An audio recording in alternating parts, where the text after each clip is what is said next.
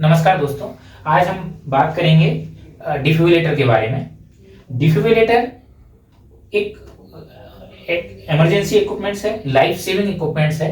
और इसके बारे में मैं आपको थोड़ा सा बता दूं। इसमें ये होता है अपना एनर्जी सेलेक्ट करने का रूट, दूसरा होता है ये चार्ज का, तीसरा शॉक डिलीवर्ड करने का। एक ये बटन है सिंक्रोनाइज का। सिंक्रोनाइज बेसिकली हम बीएफ को छोड़ करके सारे केसेज में सिंक्रोनाइज शॉक देते हैं। सिंक्रोनाइज शॉक का एक बेनिफिट ये होता है कि अगर पेशेंट को वीटी है, एएफ है, तो वो बीएफ में कन्वर्ट होने के डिटोरिएट मतलब ज्यादा हार्मफुल कंडीशंस होने के चांसेस कम हो जाते हैं, क्योंकि ये जो सिंक्रोनाइज होने के बाद में जब शॉक डिलीवर्ड होता है तो ये जो क्यूआरएस होता है उसके आर वेव पर जाकर के और शॉक डिलीवर्ड होता है। इसके बाद में ये पेडल हैं इसके, जो पेशेंट्स पे एक पेडल ये जो होता है अपने राइट साइड में लगाते हैं, दूसरा एपेक्स पे एपेक्स ऑफ द हार्ट लगाते हैं, दूसरा आरए जो राइट एट्रियम होता है उसके आईवीसी जहाँ पर होती है, सॉरी एसबीसी जहाँ पर ओपनिंग होती है वहाँ पर लगाते हैं, और दूसरा एपेक्स ऑफ द हार्ट मतलब एलबी का जो बेस होता है वहाँ पर लगाते हैं। दोनों ही इसमें शॉक डिलीवर्ड करने का बटन दोनों में है, इससे आप शॉक डिलीवर्ड कर पाएंगे। चार्ज करने का भी बटन यहाँ पर रहता है, एक बटन अपन चार्ज करेंगे तो यहाँ से अपन चार्ज और शॉक डिलीवर दोनों कर सकते हैं। यही जो पैच हैं, इन जो पेडल हैं, ये पेडल आप ओपन करके और पीडियाट्रिक में भी यूज कर सकते हैं। ये प्रेस करके और इनको अगर निकाल लेंगे तो ये जो है वो अपने पीडियाट्रिक यूजेज के लिए हो जाएंगे। चिल्ड्रंस में, पीडियाट्रिक्स में इनका यूज कर सकते हैं। तो ये हुआ डिफिब्रिलेटर। पहले जो डिफिब्रिलेटर आते थे वो होते थे मोनोफेजिक।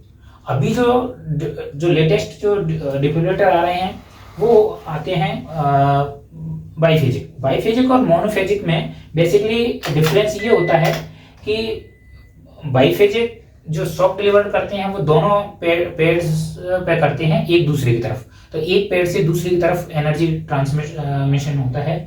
मोनोफेजिक में एक पेड़ से दूसरे पेड़ की तरफ ही होता था सिंगल, तो उसमें नॉर्मल रिदम में आने के चांसेस या एरिथमिया कन्वर्ट होने के चांसेस कम होते थे बजाय इसके।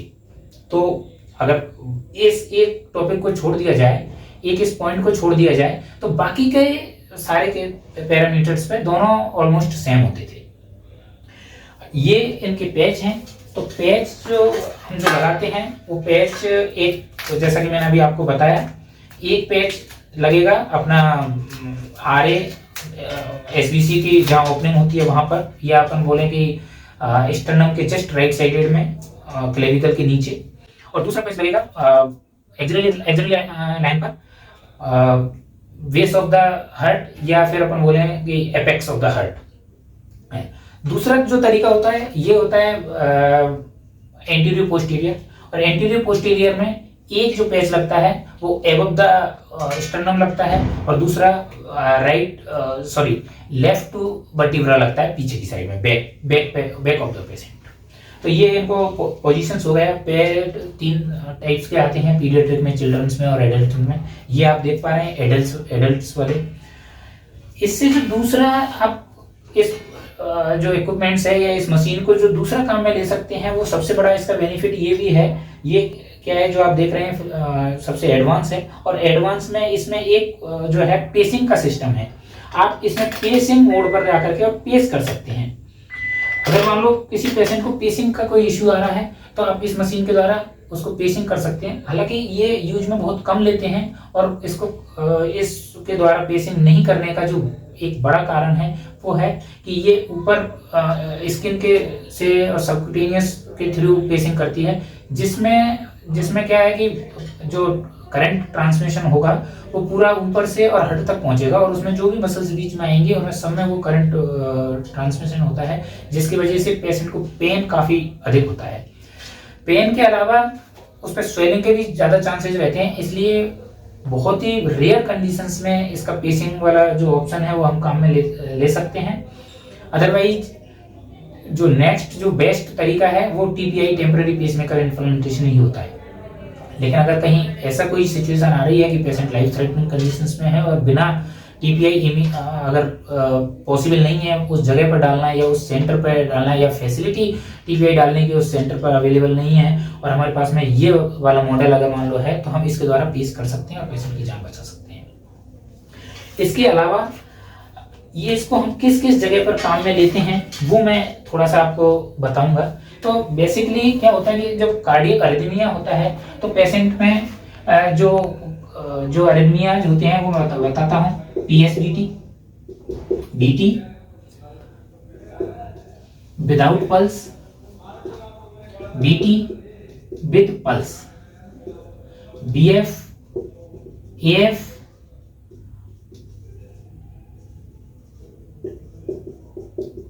Atrial flutter. तो ये 5 जो ये है मैं आपको इनके बारे में बता देता हूँ। एट्रियल फ्लैटर है तो एट्रियल फ्लैटर, एट्रियल फिब्रिलेशन और पल्स विद पल्स का जो बीटी होता है उसमें हम जो काम में लेंगे वो होगा कार्डियोवर्जन।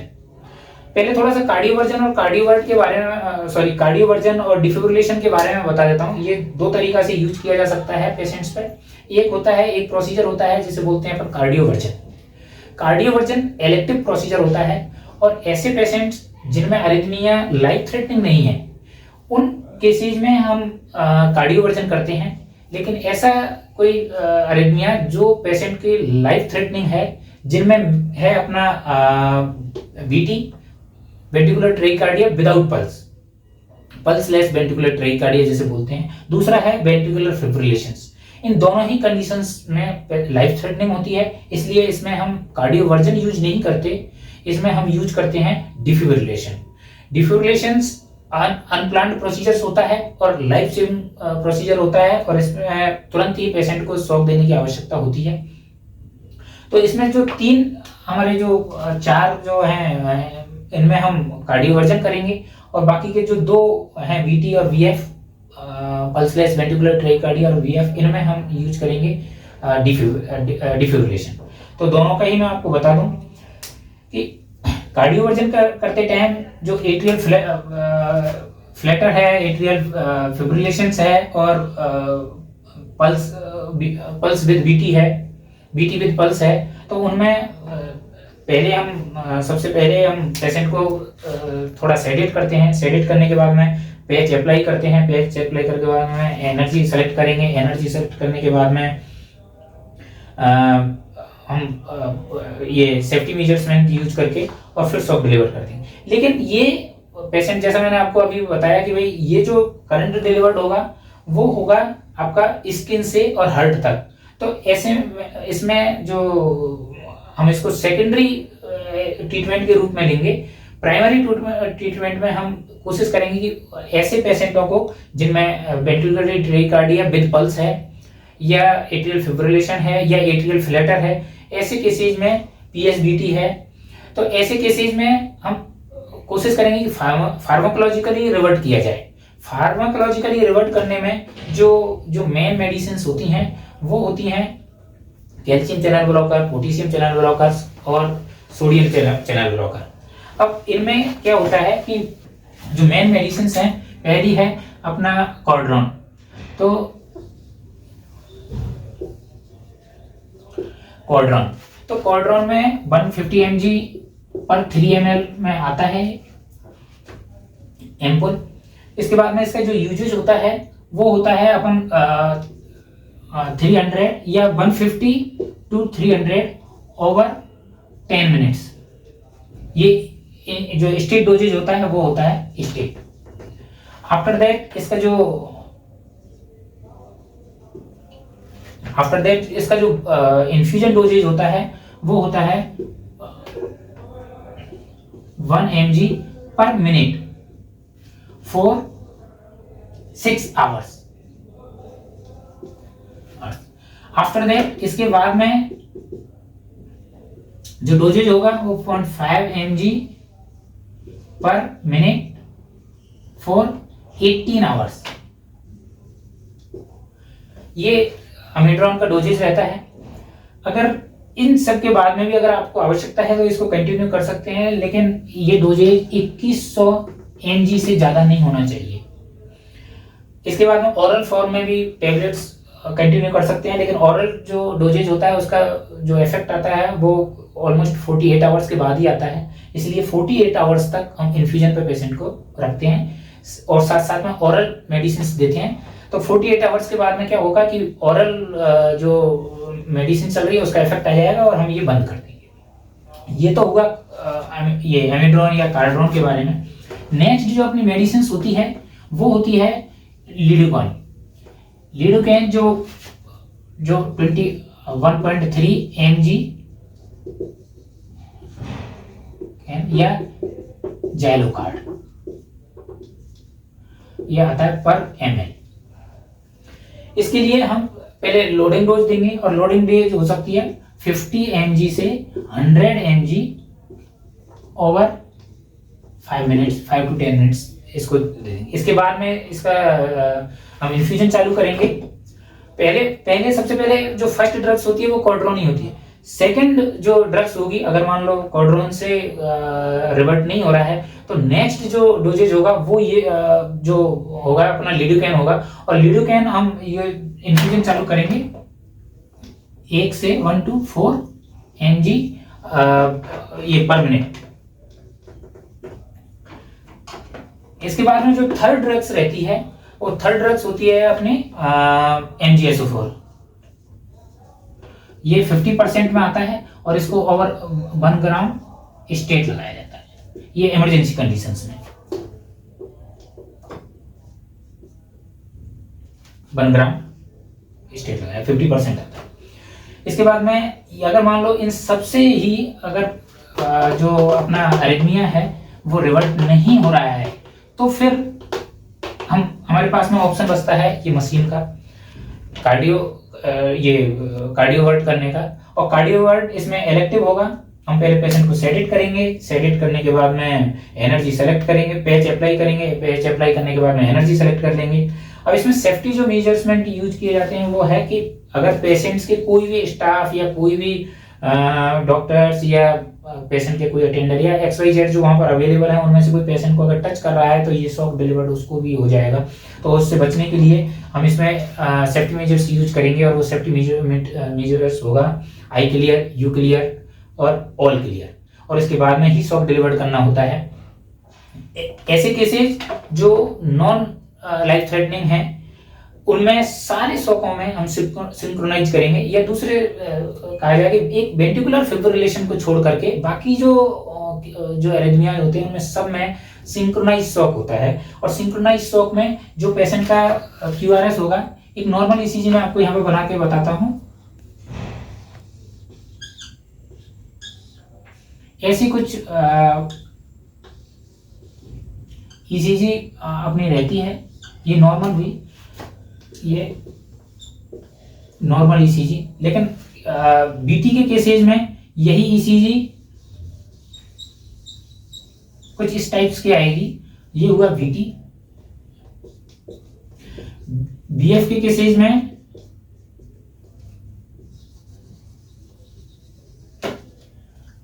वहीं अगर मान लो इसके बाद अपन AF का करें तो AF के केसेज में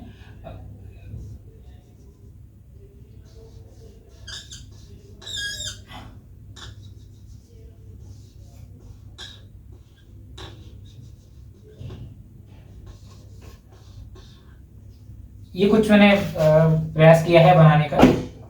इसके बाद में एट्रियल फ्लैटर भी मैं बना देता हूं।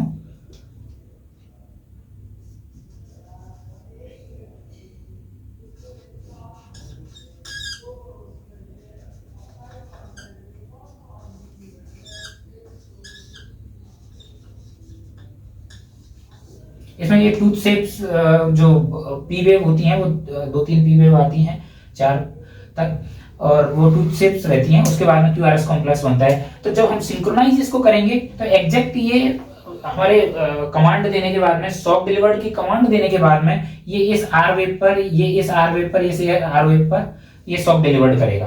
और बेसिकली इसका पर्पज होता है हार्ट को बंद कर देना। ये जो पिक्चरों में दिखाते हैं ये बिल्कुल फ्लैट लाइन ही चीज आ जाती है, उसके बाद में भी वो शॉक देते रहते हैं, ऐसा कुछ नहीं होता, वो सिर्फ फिल्मों में दिखाने के लिए होता है। बाकी एक्चुअल लाइफ में इसका काम होता है हार्ट को बंद कर देना, और बंद होने के बाद में सडनली फिर स्पॉन्टेनियस खुद चालू होगा, और उसमें चांसेस रहते हैं कि वो नॉर्मल रिदम में चालू हो। तो ब्रेडिकार्डिया में कभी भी इस मशीन का प्रयोग नहीं करना है, इनका सिर्फ और सिर्फ ट्रैकीकार्डिया में ही इनका प्रयोग किया जाता है, और ट्रैकीकार्डिया में भी सिंक्रोनाइज जो कार्डियोवर्जन करेंगे वो इनमें होगा। दूसरा, बीटी के केसेज में अगर इसमें पल्स अगर मान लो नहीं है तो हम इसमें डिफिब्रिलेशन कर सकते हैं। बाकी ये जो चार हमने तीन ये जो बनाए हैं, इनमें कार्डियोवर्जन ही किया जाता है। बाकी लाइफ थ्रेटनिंग कंडीशंस में फिर वही अपन डिफिब्रिलेशन करेंगे, और डिफिब्रिलेशंस में भी बीटी अगर है तो सिंक्रोनाइज करेंगे, बीएफ है तो सिंक्रोनाइज की आवश्यकता नहीं होती, क्योंकि बीएफ में कहीं भी क्यूआरएस कॉम्प्लेक्स हमें नहीं मिलता है, तो बीएफ को छोड़ करके बाकी सारे उसमें ये होगा। अब इसमें रहता है कि एक तो इसमें जेली लगाएंगे हम, अगर जेली नहीं लगाएंगे तो जो करंट ट्रांसमिशन होगा वहां पर स्किन बर्न होने के चांसेस रहते हैं, तो ऑलवेज अप्लाई जेली। दूसरा है, इसमें जो प्रेशर हम मेंटेन करेंगे, प्रेशर मेंटेन करते टाइम इसमें है कि पीडियाट्रिक में अगर मान लो हम ये यूज कर रहे हैं, तो पीडियाट्रिक में जो वो होगा वो ऑलमोस्ट 2.9 kg का प्रेशर हम अप्लाई करेंगे, और एडल्ट में जो paediatric in the sense less than 10 kg के जो बच्चे होंगे उनमें जो प्रेशर अप्लाई करेंगे वो ऑलमोस्ट 2.9 kg होगा। अदरवाइज जो मोर देन 10 kg के जो पेशेंट होंगे उनमें हम 5 kg तक का प्रेशर अप्लाई कर सकते हैं इनको जब अप्लाई करते टाइम। दूसरा, जो पैड्स लगते हैं ये तो वैसे ही चिपके हुए होते हैं, तो इनमें प्रेशर अप्लाई करने की आवश्यकता नहीं होती। तो ये था हमारा एक छोटा सा टॉपिक। पेशेंट में 4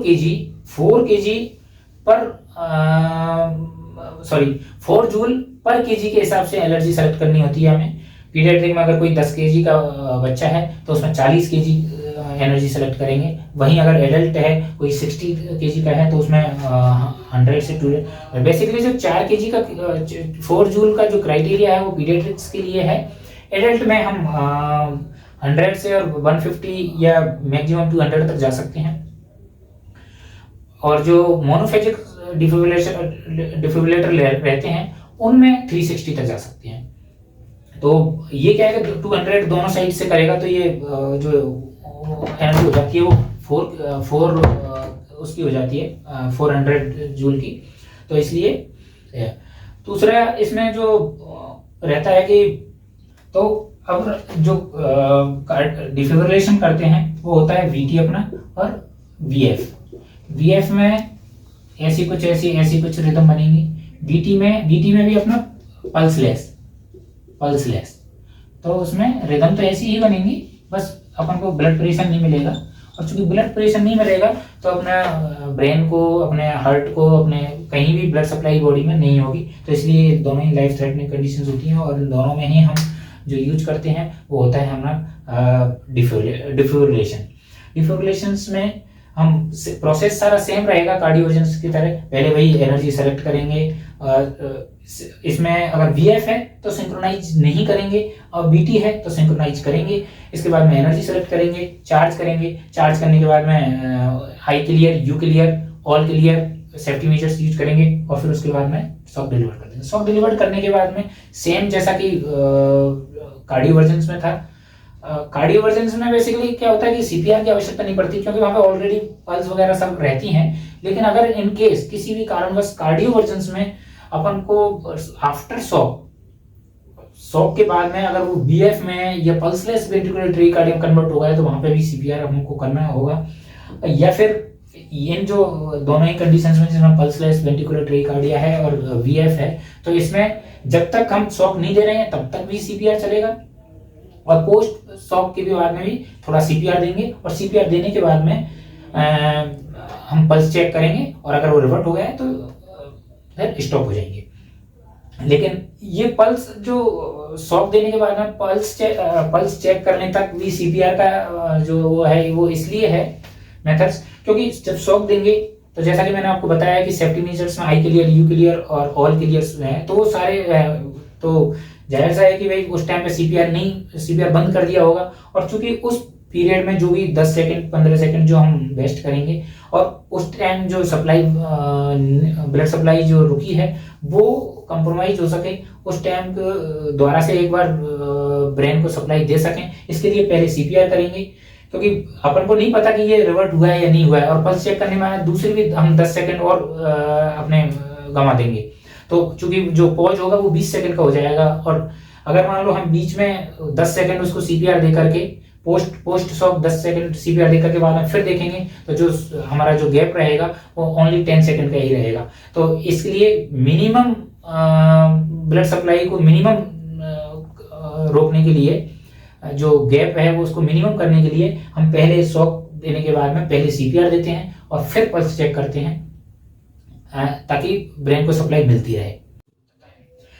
जब भी अगर मान लो हम प्लानिंग करके और कार्डियोवर्जन का प्लानिंग करते हैं तो उसमें हम पहले पेशेंट का टीबी करवाते हैं, क्योंकि कई बार होता है कि जो एले अपेंडिज होती है पेशेंट की उसमें क्लॉट होते हैं, क्योंकि एट्रियल फिब्रिलेशन के केसेज में जो ब्लड होता है वो अपना एट्रिया में आता है और आने के बाद में एक ड्रेन मतलब एट्रिया पंप नहीं करता है, तो वहां पर जो अपेंडेज होती है, आरए अपेंडेज और एलए अपेंडेज, उनमें वहां पे क्लॉट ब्लड भर जाता है और वो ब्लड क्लॉट के रूप में वहां पे रहता है।